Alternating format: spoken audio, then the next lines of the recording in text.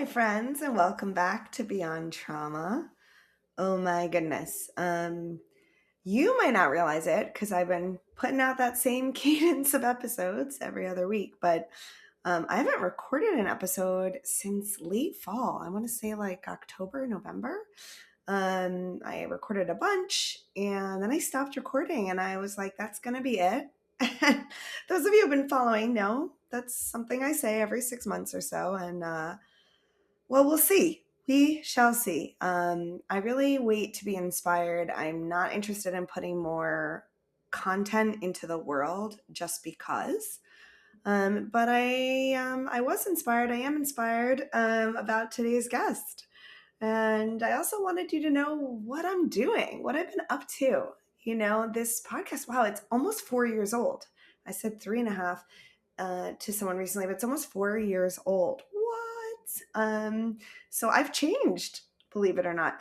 When we started out, I was really focused on trauma sensitive yoga and trauma recovery through yoga and somatic practices, and I still am, but I've really added a lot as I've become a mental health counselor, adding in talk therapy and other practices. And today I want to introduce you to my supervisor at True North Therapy, the founder and clinical director here, Hannah Rama.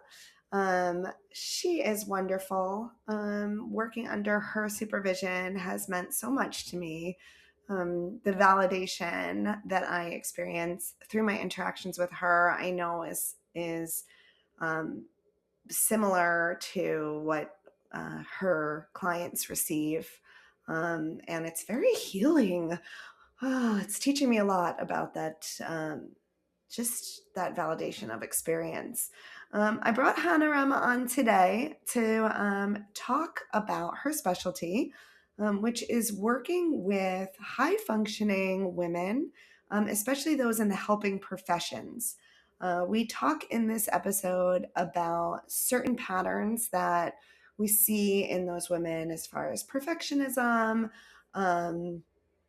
as the nervous system really on fire, activated, and how that can lead to burnout, how she supports women, especially balancing careers, motherhood, relationships, and the invisible mental load, right, of knowing all the addresses and birthdays and just everything that high performing women have to carry.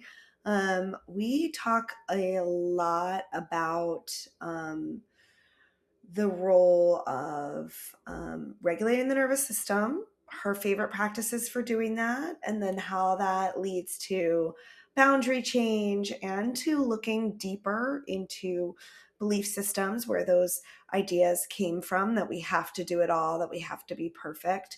And how to very slowly go about adjusting those belief systems and maybe trying on some new ones. Hannah's just incredible. Her work focuses on uncovering patterns that contribute to overextension. She uses insight-oriented approach that's relational and integrative. She combines CBT and mindfulness, trauma-informed and psychodynamic practices, looks at attachment. Her sessions are really collaborative. And they're tailored to the individual, which is what I believe in.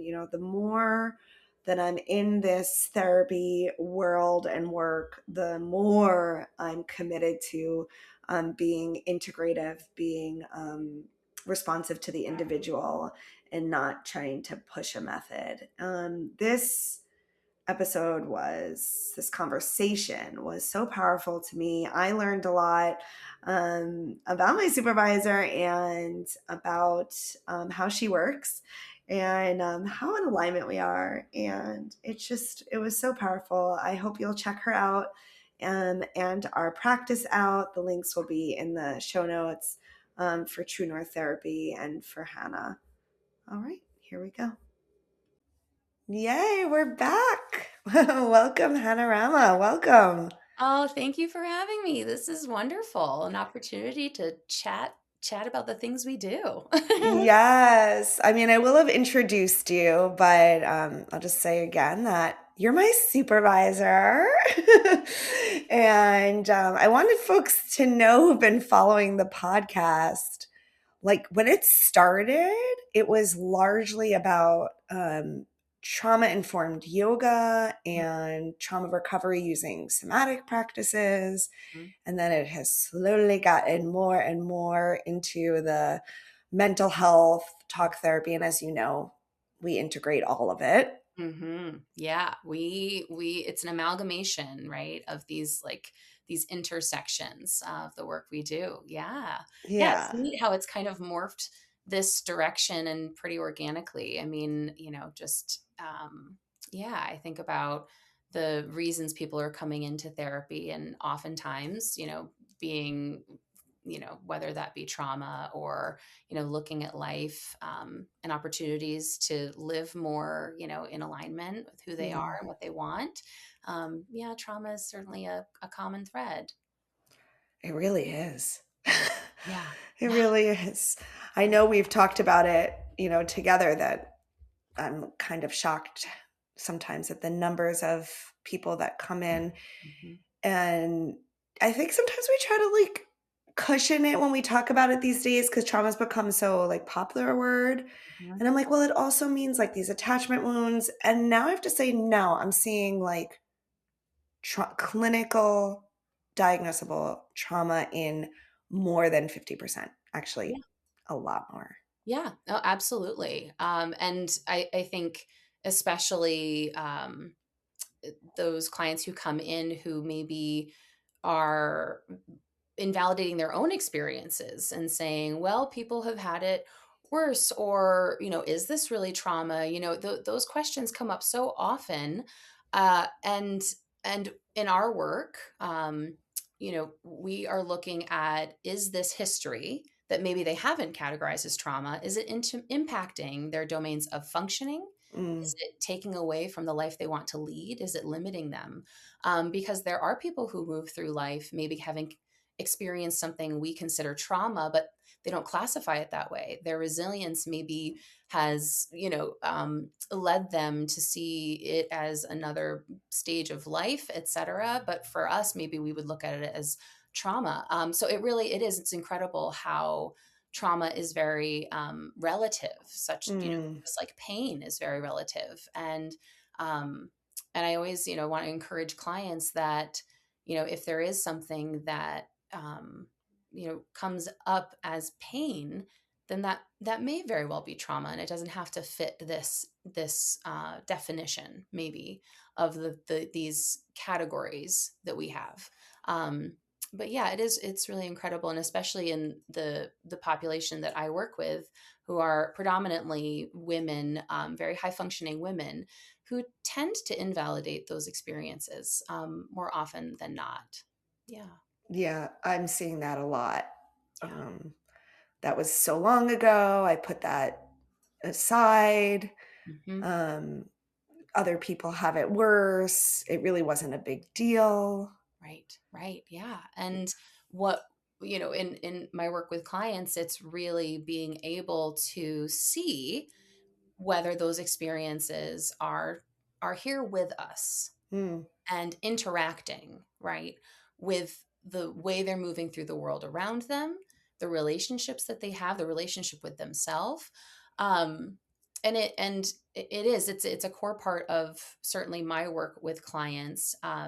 And especially the population of high functioning women that I work with who are in the helping professions. I have a lot of clients who are in the helping professions, whether that's medical, um, higher education, social, community, and it the time that we spend in therapy, really helps to illuminate like whose needs they're mm, attending to, right? When their job is to attend to the needs of others across varying places, these women are often very much struggling with even saying the word burden, right? Mm. Right? Because this is so much of their calling, maybe their purpose of what they want to do. They don't even want to classify it as a burden necessarily, but they're carrying, right, this expectation or this pressure to perform, in their demanding careers,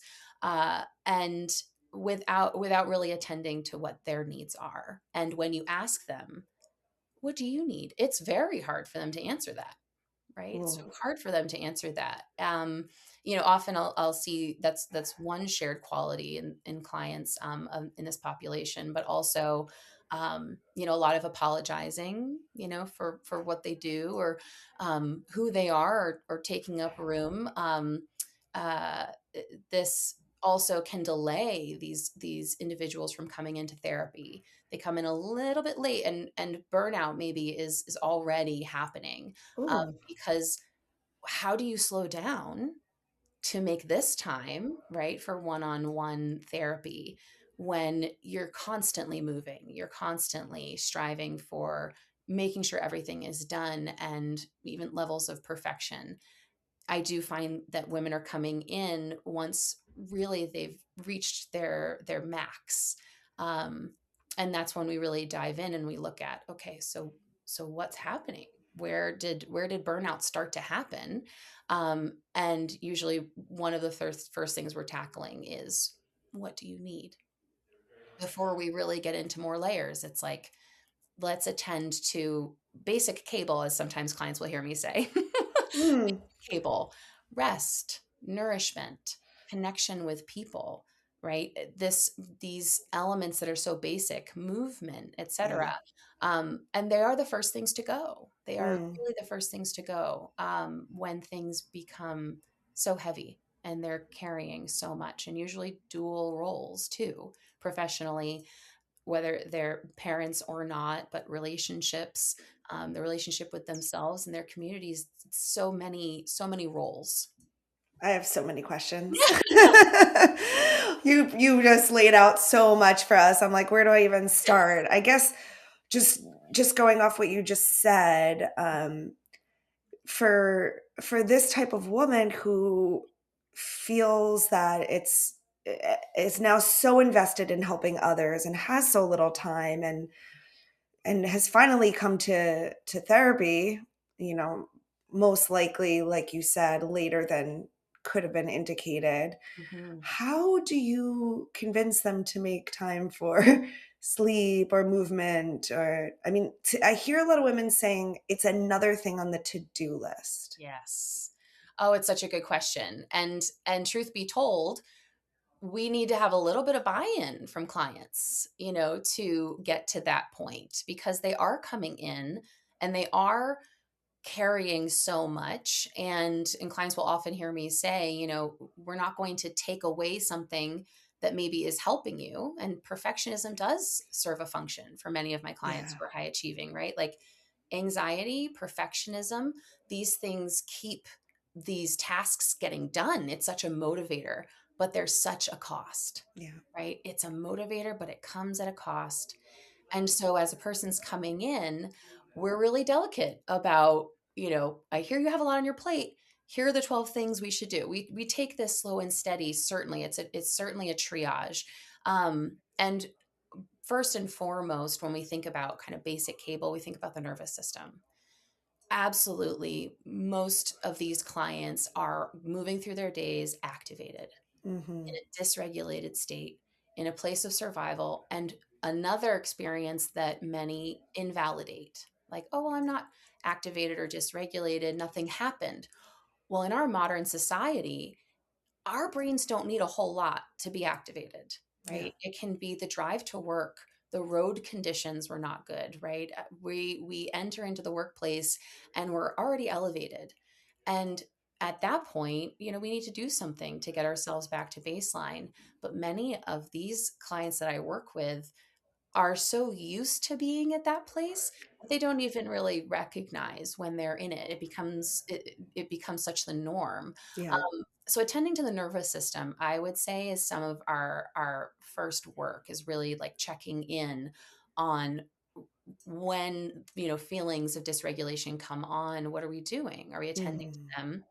There are some proactive exercises that, I'll encourage clients to try to utilize, but we're really trying to get them back to a place that doesn't feel so um, e- elevated and intense Mm-hmm. and overwhelming. Um, and that's usually something that clients will report right off the bat, is like, in my days, I'm just at this Go, go, really, go. yes, yes, Yeah.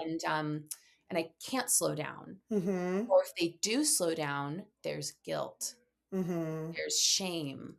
It feels very vulnerable to rest, and there's some guilt around it. Mm-hmm. So, as they're coming in, there's so much that, um, we want to tackle off the bat, but we have to take it slow. We need to take this kind of bit by bit. And as these clients are coming in who are so high functioning and high achieving, they really want to jump in, which is wonderful. Right. They bring that same ideology to therapy. Oh, that's so true. They're like ready to hit the ground running, and Let's do this thing. right? And it's like, it's a therapist's dream too. It's like, well, yeah, Right. let's do it. And we also, as the clinician, we want to recognize perpetuating that same Oh, activity, right? yeah. We Yeah. we try to let therapy be the landing place that doesn't have to be performative. And I'll have Mm. clients say that they come in, after they've become comfortable with the process, and they feel like it's one of the few places they're not performing, right? If we're performing through our days, right, we are activated more often than not. Yeah. Um, and it indicates that we're really very uncomfortable. We're very uncomfortable, and we're trying to control Oh, what's yeah. happening as we move through the world around us, right? Yeah. Oh my gosh. Again, so much. There's so much. I mean, oh gosh. Okay. Well, one thing I'm thinking about is um being that person as a therapist that the client doesn't have to impress.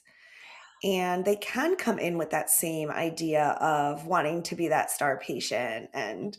um and there are ways that we can subtly give that feedback Mhm. that can encourage that. So that's a tricky one. It is. It's like a fine line. And clients will hear me say often, if you do this 1 out of 10 times, that's a win, Yeah. right? I try to set for those clients a low bar, Yeah. right? To help normalize that we will not we will not make changes that are sustainable if we are sprinting, Yeah. right? I use something you said to me once. I use it all the time now, which is make like just making any change is just ridiculously hard. It's Really, like truly. yeah. It's so true. And I often find that, I'm so inspired by my clients Mm, when they do implement new things or try something different or think about something in a different way. It's so incredibly brave. And it takes more energy yeah. do something in a different way at the beginning, right? Yeah.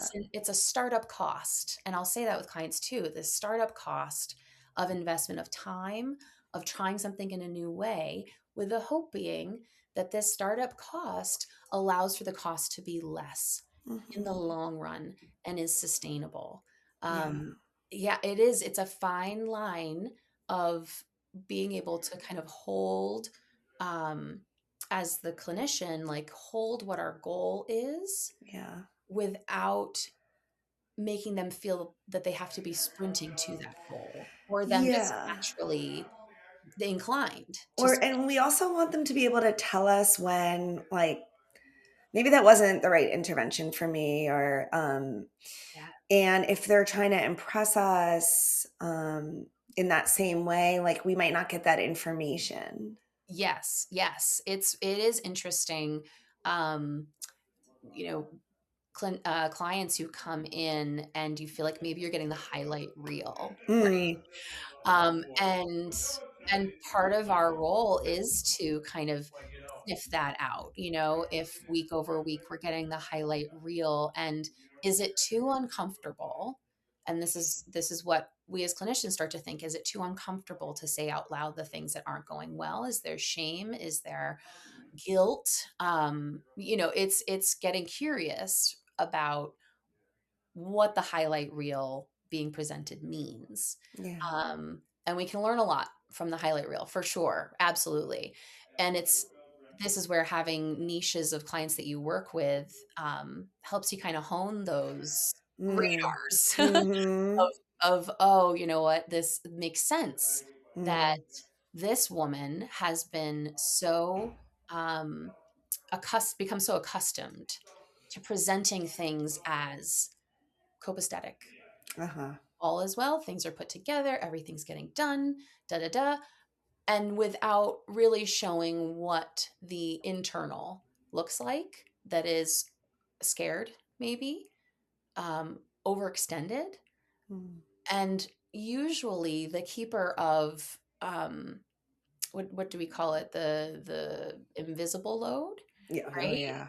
Oh, yeah. Especially mothers that I work with, right? House manager. The house manager. Exactly. Yeah. I'll have clients who are like, I know the diaper size of the night diapers, that the Yeah. kiddos are wearing. And my partner will, put the diapers away, but I'm the knower of Yeah. the things. And, I'm the pace keeper of these things. And that is such a significant role to play in addition to a nurturing parent, a highly effective professional. Um, and the women that I work with who are in the helping professions, both incredibly, but also at a disadvantage, they have these qualities as Mm-hmm. people to be empathetic, intuitive, highly, what's the word? Highly impacted by the human experience. That's what part of what makes them so good at their jobs. Yeah.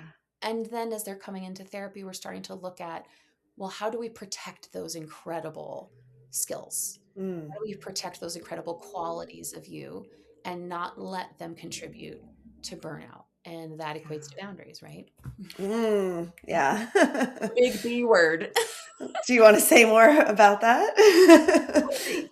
Boundaries are hard. And I think we consider or we think about boundaries like saying no to something you don't want, or excusing yourself from the conversation with a difficult family member.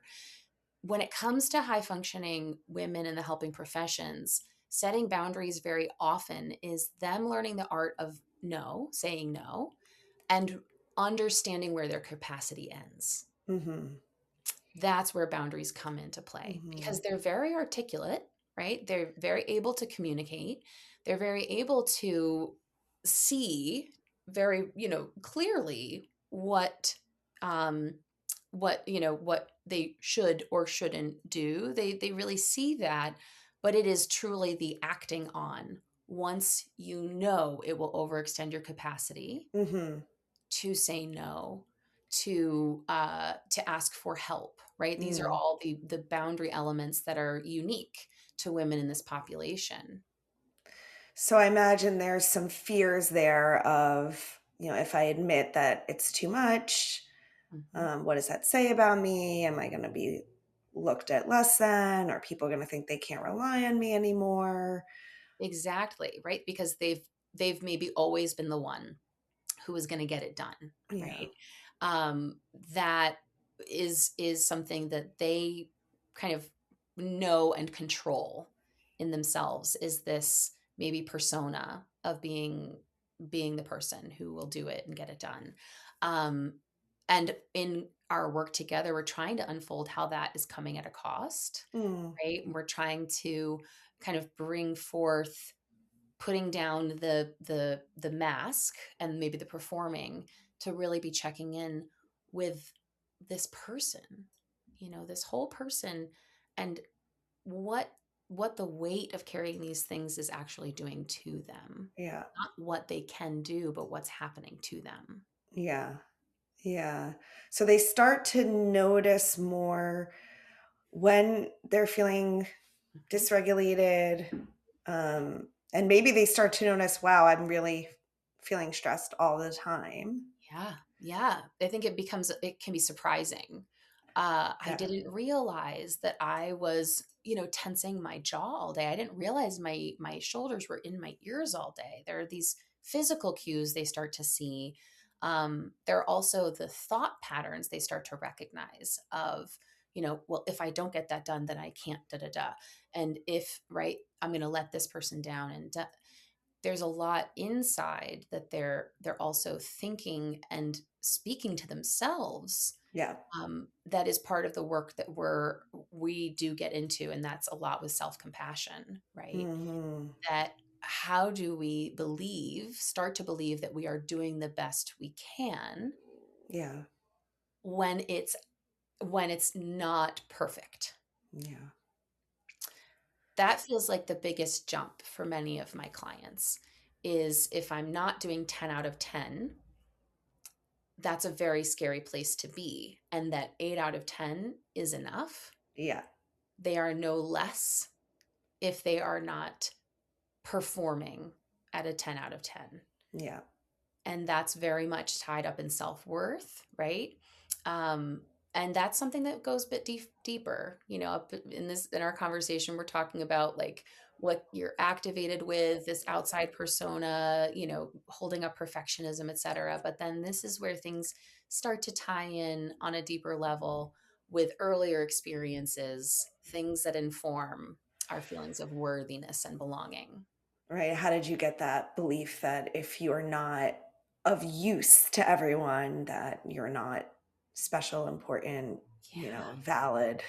Yes, right. Yeah. Valid to be flawed, to be Yeah. human. There's a clinical example that I come back to often, and I'll share with clients as well about um, both male and female, but more often female, the experiences of individuals who were adopted. Hmm. That often later in life, individuals who were adopted in early childhood often later in life look like really high achieving, very high functioning, but overachieving adults Yeah. trying to prove worthiness, Yeah. right? Trying to prove I was worthy of keeping, right? That's such a deep rooted belief that can be very, even subconsciously fed. Hmm. Whether that child is adopted into an incredibly supportive and loving unconditional home, there can still be this belief system that Hmm. we see playing out in adulthood.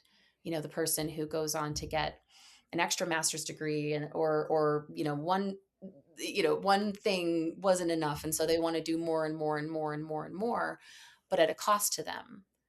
I think the cost is really what we're looking at more Hmm. often than not, right? There is high achieving, high functioning, and setting goals and achieving them, and how incredible that is. And people can go on doing that their whole lives, and that's great. But if and when it comes at a cost, that's where we're really starting to work with the person to figure out what is the most sustainable way of doing this. And that deeper work about self-worth and maybe healing some childhood wounds, some reparenting Mm. as well. I find that a lot of the clients that I work with, a lot of the females, were often parentified, like Yeah. early parentification, where they're responsible for so much in the home, and they keep that role. They kind of keep Yeah. going with I'm responsible for, I have to fill in the blank. Um, and and at times, emotionally immature parents. Hmm. And Yeah. that's a very common thread, which this is a wonderful example of where that can be a protective factor, right? As well. That Exactly. you grow such independent skills and such incredible capacity out of necessity. Um, and really in our work, we're trying to think about, well, does that serve you Yeah. at this time? Yeah. And am I bringing a level 10 to a situation that's a level 5? Right. Like, that's something I try to help folks look at. Hmm. Like, that a certain amount of stress and activation Hmm. is a good thing and is necessary and gets us going and brings us ideas and all that good stuff. But if I'm bringing, a level 5 to a situation that needs a level 2, there's a Mm. mismatch there, and that's the wear on the nervous system. That's one way I see it. Yes. Yeah. The mismatch, right? This like distance between. I think about like the example, and as a mom, I've been there, done that, where it's like it's pajama day, and the matching set maybe for school, pajama Yeah. day. I'm like the matching set isn't washed, or and oh my gosh, I'm going to send them in a mismatched set, right? The perfectionistic, maybe over functioning would be probably in ruin, right? Of Yeah. well, what are they going to wear, right? But then having self compassion, having this acknowledgement, right, of this doesn't have to be perfect. Yeah. That I know my toddler is going to be unbothered by wearing Mhm. the Spider Man and the Right. They don't Palm care. Beach. um, and it's a silly example, but it is absolutely those moments that play out, the small moments in Yes. our life, right? Day in and day out, of these choices or moments, both big and small, where we may be getting in our own way. Um, Mhm. and all along, we thought that we've been our own best friend, right? Like we've been pushing ourselves and being motivated and perfectionism and high achieving, and then we're starting to look at the cost. Yeah. I mean, those moments are very real and they're happening all day, every day. So they're adding up to a huge chunk of our lives. Yeah, yeah. Yeah. Um, it's hard to tap into self compassion, right? When maybe you've built this complex around productivity equates to worthiness, Yeah. and there's actually Brene Brown. There's a part in a book where she talks about her husband. And he's a pediatric surgeon, kind of like inner city area, and she's researching, uh, like the idea of like being good enough, Mhm. and are people doing the best they can? And she asks her husband, she's like, do you think people are doing the best they can? And he definitively says no. No, I don't. I work on children who have been hurt. There have been accidents. Like, nope, I don't think people are doing the best they can. And she kind of goes away and she's like, okay. And then he comes back and he says, I have to change my answer. I have to believe that people are doing the best they can. Huh. I have to believe that, because I have to believe that I'm doing the best I can when I step into the OR to work on this child, and have to believe that people are doing the best they can, and we're all culminations of our experiences, Mm. and we're Yeah. doing the best we can, because that is maybe the kindest thing we can do Yeah. for ourselves. And even on the days where we don't believe it, maybe those are the days that are most important, that I'm doing the best I can. Yeah. And especially with someone who's struggling with perfectionism, they're doing the best. They're full on. But them understanding this notion as they start to let go of the perfectionism, Mhm. comes back to the idea of, we don't, remove something like perfectionism that has been playing a role in them being motivated or achieving. We don't remove it without something in its stead, like self compassion and understanding that I'm doing the best I can and really believing it. Mhm.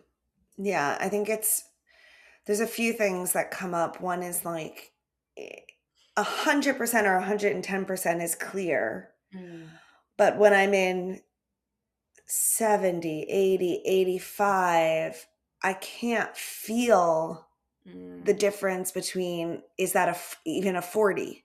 mm. I think it becomes hard for people, and there's a fear like, well, that's just a slippery slope down to just I find myself reassuring folks like, look at you and Mhm. all your years of performing. You are not going to become this like person that does nothing. Right, the backslide, like it's not going to be a exponentially speeding up backslide by any means. And I Yeah. think that's absolute such a good point. It's like what also in therapy we're offering to them is to be that backstop, that Uh-huh. also checking Mm. point too.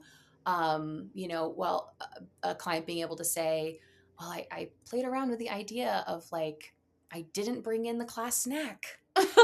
Yeah. or I didn't bring everything on the list, or, that idea of us as the clinician being able to say, bravo, right? Like, well done. And how did that feel? Did it feel uncomfortable, or did you feel like you could celebrate, in the after? And sometimes taking a moment to express pride, like in what they're doing, in I took a risk and I didn't do it perfectly.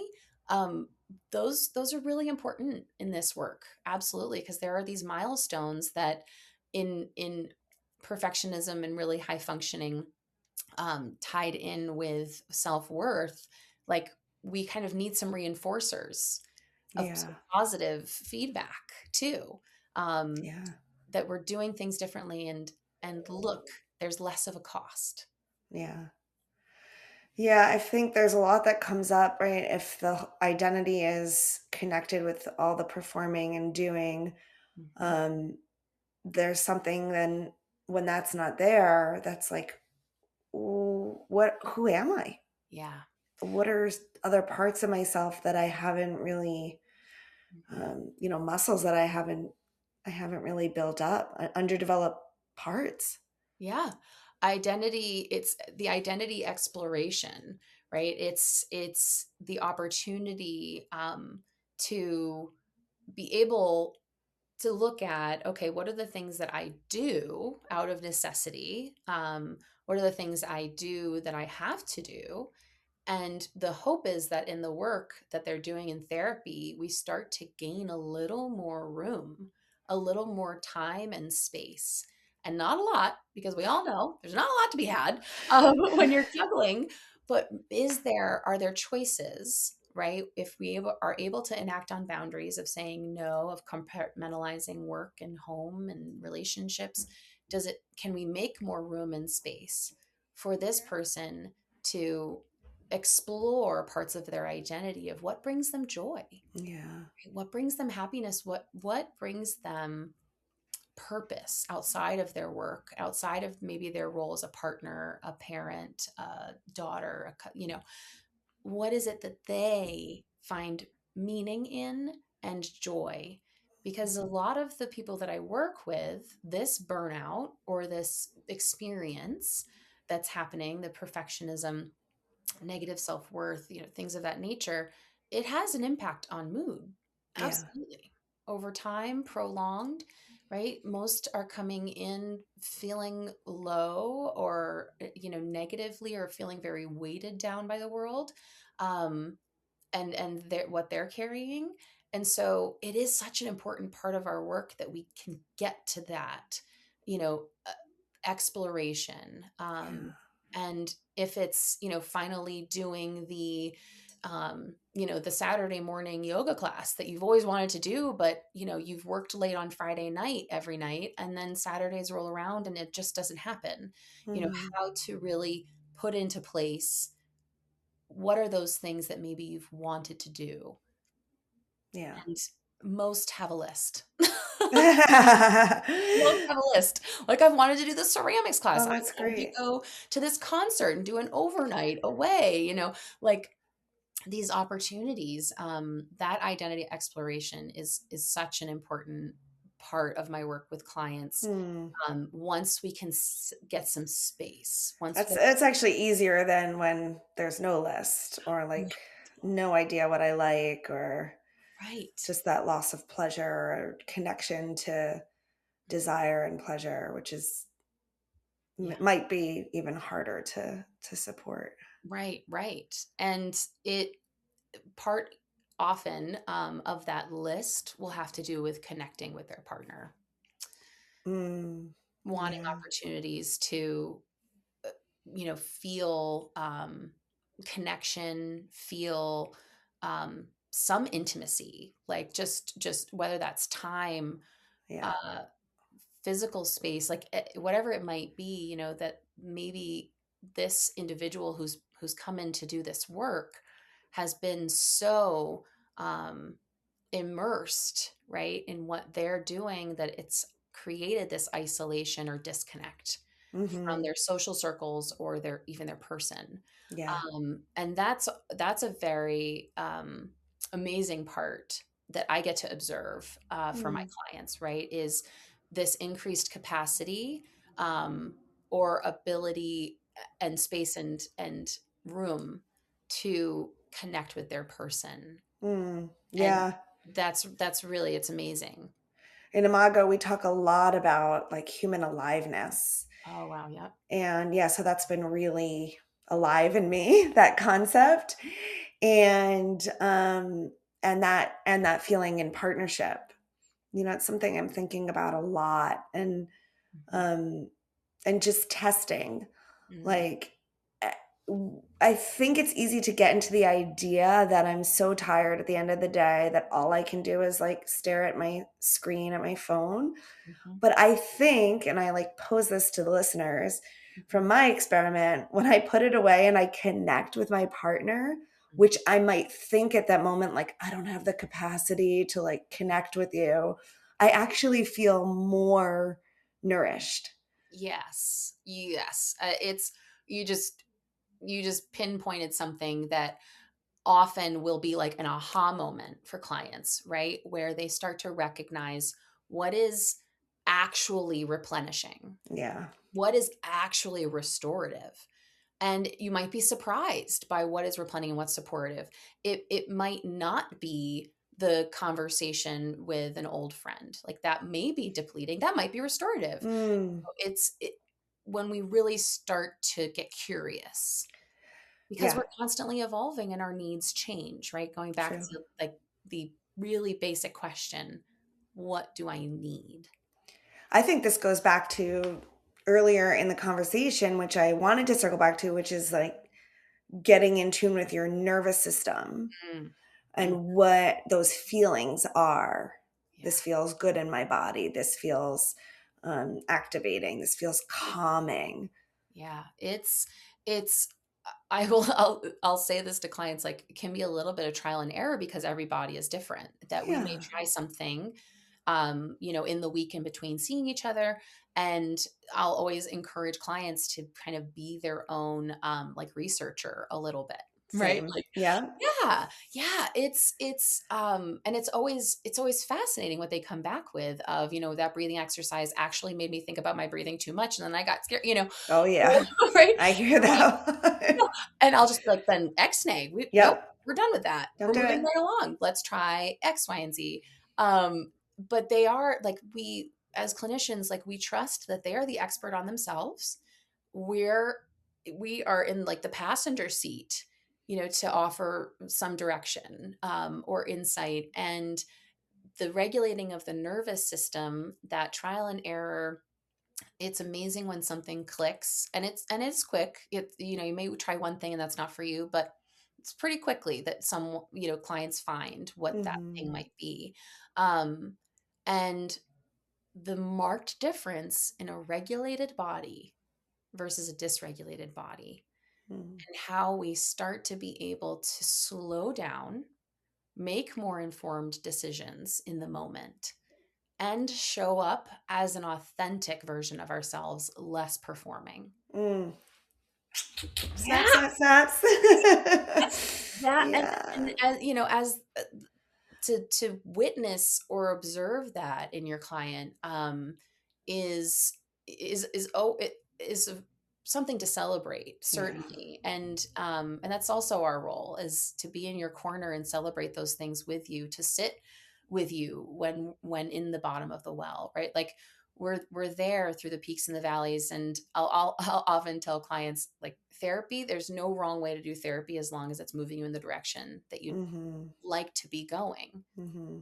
I didn't say feels good, but you'd like to be going, right? That upward trajectory is what we're looking for. There's going to be this, do, do, do, do, do, do. Yeah. But if we are in this, what's the word? In this trajectory upward. Yeah. Yeah, because as we've been talking, and we were talking about the nervous system regulation, and I want to get some specifics on your favorite Yeah. go-to tools. Yeah. And then we went like deeper and deeper, and then we got into like, how did these patterns form and some of the childhood stuff. Mhm.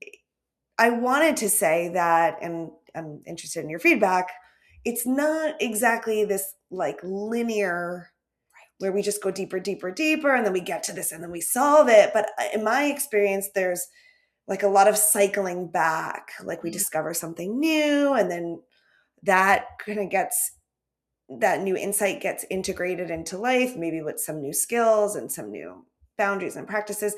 And then there's this new understanding, and we go back into depth again. Yes. Yes. It's so true, and I like the word cycles, because that is um the human experience, right? We have periods of dormancy, we have periods of the sprint, we have, it's we constantly cycle through these different stages, and through our experiences, right, we have these external impacts, right, where maybe the therapy we've been working on, the art of saying no, more sustainable practices, these regulating strategies that they're using, time for themselves, right, we've worked on and we've built these building blocks, and things are going well, uh, and life events happen, Mm, right? And then we may be pivoting, or we may be, kind of in that cycle where, oftentimes what can happen for a client is that some of that perfectionism comes back, right? Like when we're in the unknown, right. That our old friend. good old friend, our Yes. body goes to what has been most familiar. Sure. And that again is where we play that role of like the backstop of like, right, oh, and I hear you overextending, right, during this really unknown time, this really this scary time. And it's reactive, right? We and the clients know it. Yeah. They Oh, yeah. totally know. They're like, yep, yep, yep, I see it, I do. Yeah. And so this is also where we're not necessarily going to double down during this time that maybe is more stressful. Maybe there's a family medical happening, something event wise, or maybe work. This is the pinnacle of the stressful time. Any number of things as life happens. It's not the time when we're going to be like, well, then let's really focus on, right? We're Right. going to be the space where there can be processing. This is part of that cycle, like you said, like that session might be processing, might be some problem solving, might be making sense of, Mm, right? yeah. And so in this work in the population of the high functioning women, it's not, always well, what tool are we going to use now, and what are we, we're processing what is happening in life, Mm, what are the things that she's moving through, and how is she attending to herself in any given moment mm, while attending to her roles and balancing that. But your question about the kind of specifics of nervous system regulation, I'll give a kind of quick backdrop of how how I often will explain to clients, but also the way that I see this dysregulation, that when we're activated, we're in a state of fear, and that I have to survive this moment. And we get kind of misreads in our modern society, like we were talking about with a car ride in the morning and roads aren't good, right? We get activated by things that don't have to do with jeopardy to our safety, being confronted by a coworker when maybe mhm. we aren't great at conflict or confrontation. That could happen at 9 a.m., and and you're Yeah. trying to formulate an email, and the words aren't coming together, and you're wondering why, or you're noticing, like, sweating through your scrubs, or like, what's happening, getting really curious, that these are all signs, right, that you're activated. And so we will often, in my work with clients, like we're trying to figure out what's most accessible too, right? Is it accessible to leave, maybe the patient corridor and like have a moment of privacy to splash cold water on your face, Yeah. right? To help send messages to the brain, I'm safe, all is well. Yeah. Can we do some deep breathing exercises for 5 minutes?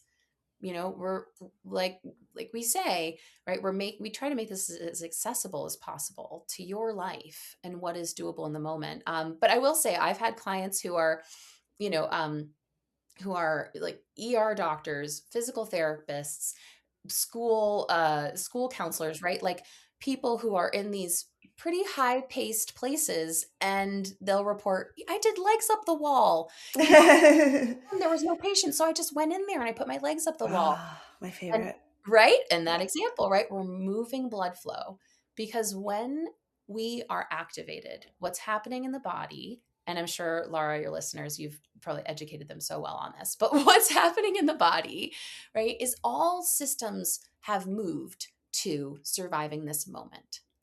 So our blood's moved to the middle of our body. Our heart rate has changed. Our oxygen circulation has changed. Digestion has stopped.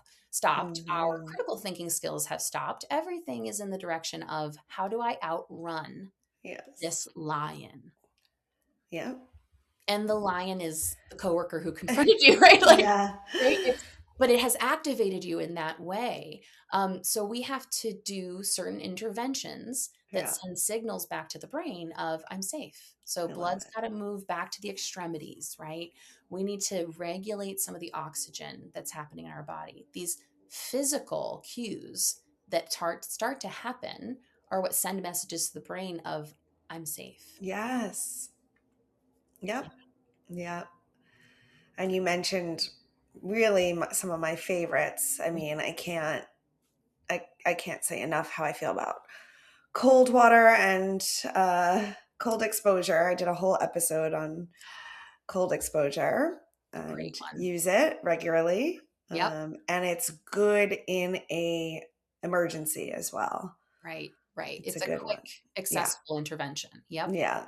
Yeah. Yeah. And it Um, does the job very quickly. yes. And you know, some of my personal favorites are the body scan. Like Same. this, right? Muscle relaxation, this progressive muscle relaxation exercise that often clients will hear the name of that intervention and think, well, I don't have, 10, 15 minutes to like lay down and do this whole thing. But that's one variation, but another is sitting in a chair and recognizing the tension in your eyebrow, recognizing jaw tension, shoulder release, right? Mm, Even core release. I find many of my female clients are holding their cores and yeah. brace. Yes. And I could go into a whole other Oh, part about, right, two. the way that we hold ourselves Yeah. physically, and those progressive muscle relaxations, the awareness it's bringing to where you're really holding it. And when we have tensed muscles, we're sending messages to the brain to get ready to sprint. Yeah. So as we release, we're sending messages to the brain of there's no running that needs to happen right now. The line is gone. Yeah.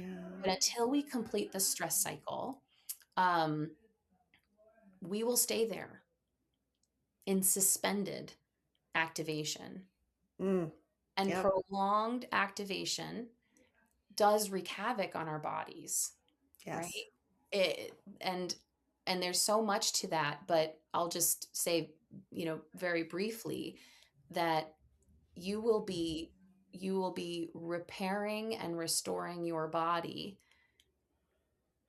in such an effective way when you start to recognize when you're activated and you can attend Yes. instead of the reactive course that can happen, like GI upset, right? Over a number of days of being activated.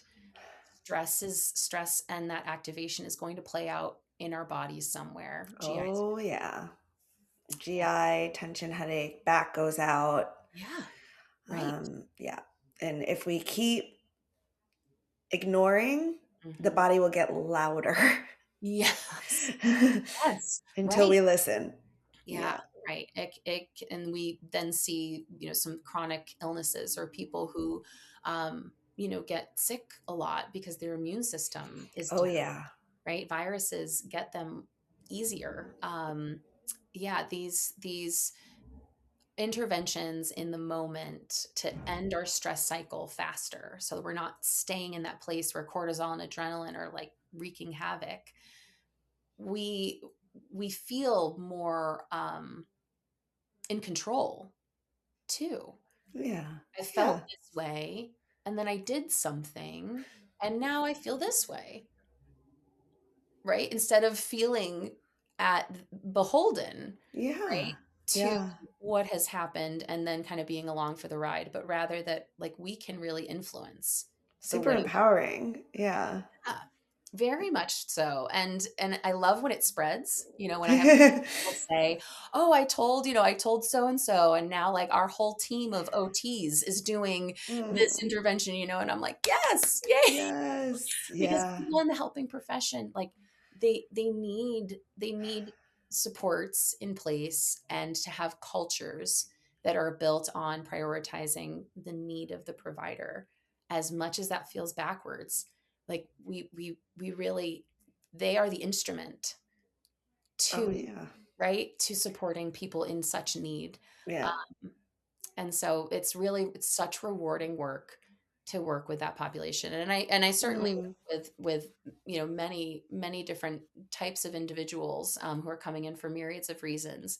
um, and I enjoy working with all of them, but this population is interesting, and one that definitely is like very clinically interesting to me as well. Mm. No, that's very special. I mean, and it doesn't feel backward to me because I know when like I am in my best self, I am serving my clients the best. Yeah, So I yeah, actually take great care to take care of myself, yeah. sometimes for myself, Uh-huh. but often because I know that I'm the best therapist I can be when I am well cared for.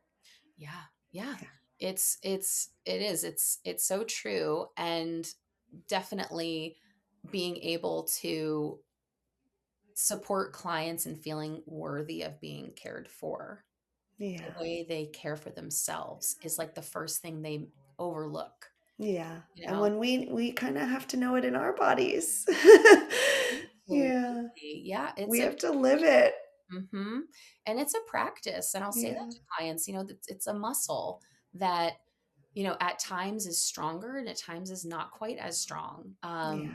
And that I am human, and, the want to be the person in the room and show up and support, like that's my purpose. That's, one of the roles that I play. But there are times where there are other things that make it so that I have to then support me first. Hmm. Yeah. Whether that's the viruses flying around the house with little people, or Yep. any number of things, as all of us know that the life events, they just keep rolling. And yeah, it's such meaningful work. It was also part of my graduate studies. Was I my dissertation was on supporting people in the helping professions. I And love it. yeah, I Wow. hadn't even really started working with that population, but I was so interested already, because I was doing agency work and I was seeing how in the agencies providers were really, certainly burnt out, experiencing vicarious trauma, right? That they were really struggling. And so it really got me curious. And so it's interesting how what I studied and what I found fascinating, Yeah. I now get to be in the room to support. It's funny. It reminds me of our earlier conversation because I wrote a paper on trauma-induced OCD Oh, and really? comorbidity and like Yep. so there's always been an interest in that for Yeah. me. So Yeah. it's funny how these interests keep knocking on the door and then one day we listen. Yeah. It's like, I'm here. I'm here to teach you something, right? Yeah. Um, yeah, to add to kind of the tool belts, in the work that we do with our clients. And yeah, it is. It's such an honor, to support the people who support other people and working with other therapists. Um, Mm. it's really incredible because I think there's a level of understanding, and certainly only so much I can understand, as I'm not, an ER doctor for some some patients, but just a level of understanding that I think people in the helping professions can come in and feel like they don't have to explain Yeah. a lot about the systems, Yeah. that maybe aren't set up for them, to to feel sustained, in their work. Yeah. Yeah. Well, you definitely have that, Hannah. This has been incredible.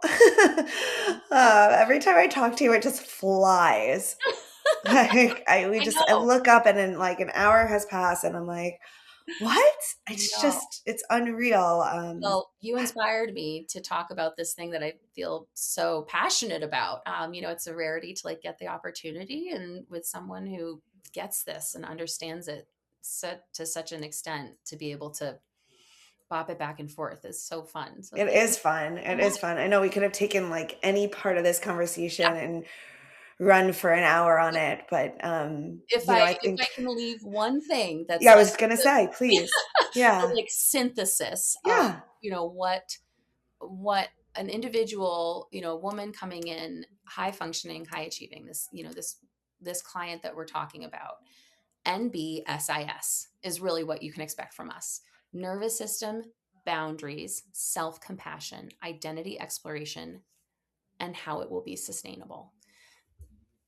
I never heard that. NBSIS. I wish there was a better NBSIS? acronym. I want it to be something snappy, but that's what informs much of my work. And like Laura said, like this cycle Oh, that, I love we're not this. like step one, nervous system, check. Step two, boundaries, check. Right. That these are things we progressively adopt and build the muscle to be able to utilize and engage with. And there are times where we will need more reinforcement, more, rebuilding, restructuring, and that's the work I get to do. Wow, I love that. Thank you for that. NBSIS. That's new for me. No, that's people want to know like what will I be working on? So, and Yeah. tell them about your Oh, practice and sure. where they can Yeah. find us and Yeah, so I started True North Therapy a few years ago, and I was the solo practitioner at that point. And then Lara and a couple other supervisees, Marjorie and Leanne, joined the team. And the Marjorie and Leanne supervisees, they are virtual, but they work with a myriad of different mental health needs, and are both lovely. And Lara offers both in person and virtual, and does couples work, incredible couples work. And we also share an office in Delhi. So I'm in person, but also virtual. And yeah, it's been a few years now, and it has been just such a joy to be able to do this work. And it was a goal of mine to be able to have a practice that felt very much like in alignment with so much of what we're talking about, like that it would be sustainable, yeah. for me as a person, as a provider, and also to be able to have a team of such exceptional clinicians that, we also support each other in doing these things, Yeah. and yeah, feeling sustained and, really very purposeful in our work. So So come find yeah, us or spread the yeah, word if you're in the yeah. Delhi, New York area or anywhere in New York State virtually. Yep. I also Um, accept clients virtually who are from Vermont. I'm that's licensed in right. Vermont too. But And check the out website is, can we include it yeah, in a yeah. note? Perfect. Yeah, it's just True North Therapy, but it's dash something something. So We'll easier to put it in the show notes. And of course, you can look up Hannah Rama on Psychology Today and all the places. And I'll put all the links everywhere. yes. And thank you. I know you're really busy, so thanks for taking some time. I learned a lot, and I know the listeners did as well. Oh, well, thank you so much for having me. I'm sure I will see you very soon. Very soon.